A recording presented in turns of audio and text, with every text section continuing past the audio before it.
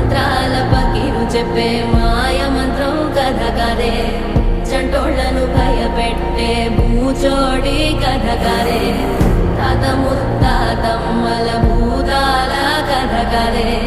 విక్రమాదిత్యుడు చెప్పిన వేదాళుడి కథ కదే దీపము నుండి దెయ్యం వచ్చే అల్లావుద్దీన్ కథ కాదే ఇది ముడత చర్మం ముసలి చెప్పే కథ